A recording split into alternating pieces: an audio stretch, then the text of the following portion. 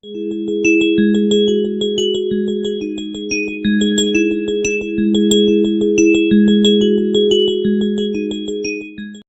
Hello friends, आज मैं फिर अपनी बकवास से आवाज़ लेकर आ गया आपको एक चैप्टर पढ़ाने, द ब्लैक एरोप्लेन, जो कि है two stories about flying part 2 का चैप्टर। तो अगर आपको वीडियो अच्छा लगे तो लाइक कीजिएगा, और अगर नए हो तो सब्सक्राइब करो। ऐसे मैं नहीं बोलूँगा क्योंकि आप ऑटोमेटिकली कर देंगे।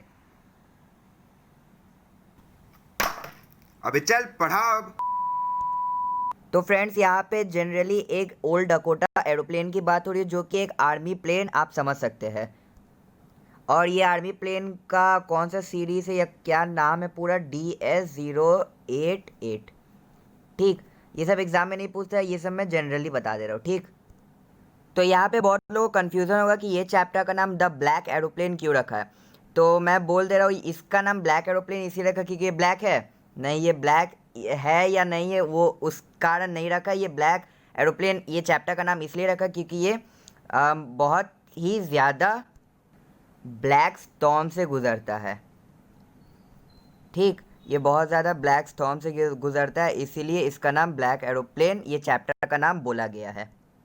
तो चलिए जल्दी से स्टोरी पे वापस आ जा रही है। इसमें बोल रहा है कि एक पायलट होता है जो कि फ्रांस से इंग्लैंड जाता है अपने घर इस ओल्ड डकोटा एरोप्लेन को उड़ाकर, और वो अपना काम करके अपने घर जा रहा है। तो अब जाहिर सी बात है कि वो अपने फैमिली के बारे में सोचता है, अपने हॉलीडेज़ के बारे में सोचता है।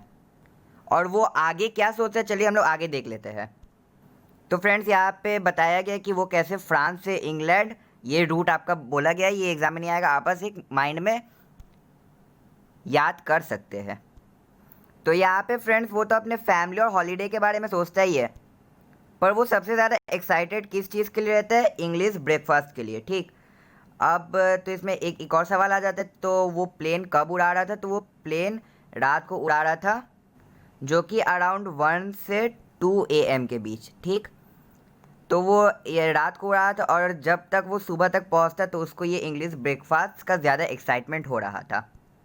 अच्छा फ्रेंड्स, एक चीज़ छूट गया, चलिए मैं वो बोल दे रहा हूँ। यहाँ पे बहुत बच्चे लोग ये कंफ्यूज रहते हैं कि फ्रांस हम लोग का क्या है, कंट्री है, कॉन्टिनेंट है, स्टेट है, कैपिटल है कि क्या है। तो यहाँ पे फ्रांस हम लोग का कॉन्टिनेंट माना जाता है, and there are total 7 continent in this world, जिसमें से हम लोग का फ्रांस भी आता है। तो बहुत लोग बच्चे लोग कंफ्यूज है कि कॉन्टिनेंट क्या होता है। तो सपोज़ ये एक कॉन्टिनेंट है, इसके अंदर आपका कंट्रीज़ होगा। ठीक, और कंट्रीज़ के अंदर आपका होगा डिफरेंट टाइप्स ऑफ स्टेट्स, जैसे दिल्ली हुआ, बिहार हुआ, झारखंड हुआ, और भी एक्सेट्रा। तो ये सब हम लोग का स्टेट होता है, ये हम लोग का कॉन्टिनेंट, और ये हम लोग का कंट्री। ठीक, और जिसमें से हम लोग कॉन्टिनेंट में से 7 कॉन्टिनेंट में से हम लोग का फ्रांस कॉन्टिनेंट में आता है। अब फ्रांस के अंदर वो कहाँ से उड़ान भरा था, तो वो जगह था पेरिस, और पेरिस क्या है, एक कंट्री है। ठीक, तो ये सब बहुत बच्चों को कन्फ्यूज़न रहते हैं, इसमें कोई कन्फ्यूज़ होने का बात नहीं है, बस आपका कॉन्सेप्ट क्लियर होना चाहिए। और ये पर एग्ज़ाम में नहीं आएगा, मैं बस जनरल के लिए बोल रहा हूँ। तो बैक टू आवर स्टोरी। तो यहाँ पे हम लोग का जो पायलट था वो इंग्लिश ब्रेकफास्ट के लिए कुछ भी कर सकता था, मतलब वो एक्साइटेड बहुत था कि उससे ये इंग्लिश ब्रेकफास्ट किसी भी हाल में चाहिए।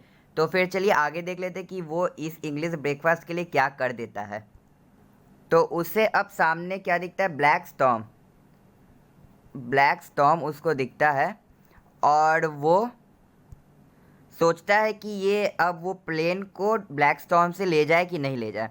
तो अब उसको फिर ख्याल आता है कि नहीं, मुझे किसी भी हालत में घर पहुंचना है क्योंकि मेरे लिए इंग्लिश ब्रेकफास्ट वेट कर रहा है।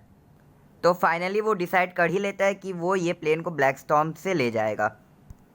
तो फिर जैसे वो अपना प्लेन को ब्लैक स्टॉर्म के अंदर घुसाता है, तो वो सब चीज़ देखता है कि पूरा वेदर उसका ब्लैक हो रहा है। और उसके बाद फिर वो तुरंत देखता है अपने कंपास की ओर, तो उसका कंपास भी राउंड एंड राउंड मूव कर रहा रहता है, मतलब वो डैमेज हो गया या ख़राब हो गया है। और जनरली प्लेन के 2 फ्यूल टैंक्स होते हैं, अगर एक ख़त्म हो जाए तो फिर दूसरा इस्तेमाल होता है। तो यहाँ पे ये पायलट का फ्यूल टैंक एक एम्प्टी हो गया था, ख़त्म हो गया था। तो यहाँ पे बचा अब दूसरा फ्यूल टैंक, जो कि अब मतलब कुछ ही 5 या 10 मिनट ही चल सकता था। तो फिर वो अपने कंपास के साथ दूसरा इंस्ट्रूमेंट भी देखता है और वो देखता है कि वो सब खराब हो चुका है। तो अब वो सोचता है कि अच्छा फ्रेंड्स, मैं एक पार्ट आपका स्किप कर दिया, वो चलिए मैं बोल दे रहा हूँ। जब ये पायलट ओल्ड डकोटा एरोप्लेन को स्टॉर्म में घुसाता है तो उसके पहले वो कंट्रोल में फ़ोन करता है। कहाँ का कंट्रोल में? वो पेरिस का कंट्रोल रूम में फ़ोन करता है और वहाँ से इंफॉर्मेशन गैदर करता है। और वहाँ के स्टाफ मेंबर उसको क्या बोलते हैं कि आप अपने प्लेन को 12 डिग्री वेस्ट की ओर घुमा लीजिए। इसका मतलब चलिए मैं समझा दे रहा हूँ जल्दी से। तो सपोज़ ये हम लोग का कंपास है, ये नॉर्थ हो गया, साउथ वेस्ट, सॉरी ये नॉर्थ ईस्ट वेस्ट साउथ। बहुत लोगों को नहीं पता होगा कि ये कैसे याद करते हैं, तो कुछ नहीं, न्यूज़ आपको पता होगा, न्यूज़ चैनल पापा मम्मी देखते हैं, तो वैसे ही N north east west south ऐसे आप याद कर सकते हैं। ठीक, तो यहाँ पे अब 12 डिग्री नॉर्थ का 12 डिग्री वेस्ट का मतलब क्या होता है? सपोज़ आपका प्लेन यहाँ इस ओर जा रहा है, ठीक, नॉर्थ की ओर जा रहा है, तो 12 डिग्री वेस्ट मतलब यहाँ से थोड़ा सा टिल्ट होना। अब वैसे ही आपका अगर साउथ में जा रहा है प्लेन, तो 12 डिग्री आपका वेस्ट की ओर इस तरफ, ठीक, वेस्ट इस तरफ हम लोग का पड़ा, 12 डिग्री थोड़ा सा मतलब प्लेन का डायरेक्शन ये होगा, वैसे ही प्लेन का डायरेक्शन ये होगा। और यहाँ पे अगर आपका ईस्ट में जाए तो 12 डिग्री वेस्ट मतलब क्या होता है? इसका ऊपर से हल्का सा टिल्ट होना, ठीक, पूरा मतलब वेस्ट की ओर ये मतलब डायरेक्शन कर रहा है, पूरा नहीं होगा आपका, ठीक। तो यहाँ पे डिफरेंट डायरेक्शन ऑफ प्लेन्स हम लोग का बोला जा रहा है। ये ऐसे एग्ज़ाम में नहीं आता है, मैं बस आपको कॉन्सेप्ट क्लियर कर दे रहा हूँ।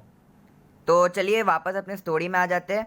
यहाँ पे अब हम लोग का पायलट प्लेन घुसा चुका था स्टॉर्म के अंदर और उसका सब इंस्ट्रूमेंट ख़राब हो गया था इंक्लूडिंग कॉम्पास, और अब उसका लास्ट फ्यूल टैंक ही बचा था जिससे वो अपना प्लेन उड़ा रहा था। तो अब वो उसके मन में अब क्या हुआ, चलिए देखते हैं।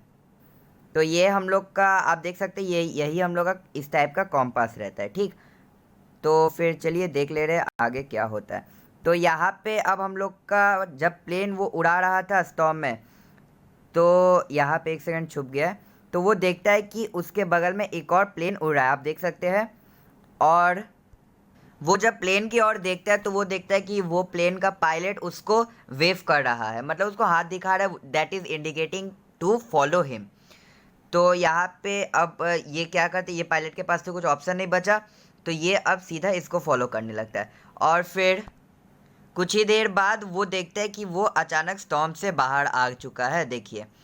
तो अब यहाँ पे वो पूरा स्टॉर्म से बाहर आ चुका था, और पर वो एक चीज़ यहाँ पे नोटिस किया कि वो जो प्लेन था जो उसको ये सब करने में हेल्प किया, तो वो अचानक गायब हो चुका था।